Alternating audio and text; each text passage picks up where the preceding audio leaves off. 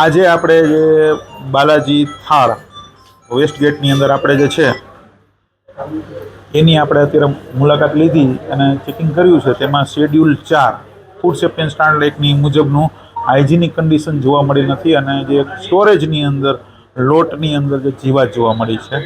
ઉપરાંત એમને જે પ્રીપેડ ફૂડ કરેલું છે એ વાસી લગભગ 2 દિવસથી વધુનું જોવા મળેલ છે અને એ જે વાસી જોવા મળેલ છે એ અંગે અમે ડિસ્કાર્ડ કરીશું. અંદાજિત 150 કિલો જેટલો જથ્થો છે એ અમે અત્યારે નાશ કરીશું અને વહીવટી ચાર્જ પણ વસૂલ કરીશું.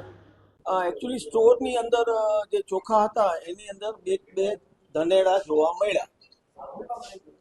હવે આ છે ને કરિયાણાનો જે માલ બહારથી આવે એ એકચ્યુઅલી સ્ટોરમાં જતો હોય. પછી આ લોકો કિચનની અંદર જ્યારે યુઝમાં લે ત્યારે એ લોકો જોઈને સાફ કરીને પછી યુઝમાં લે.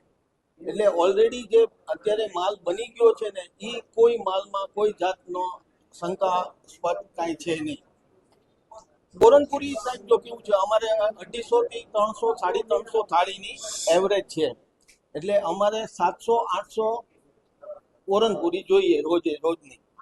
એટલે અમે એ જ રીતના માલ બનાવતા હોય કે જેટલી થાળી આપણે અમારી એવરેજમાં જે જાતી હોય એટલી જ બનાવતા હોય.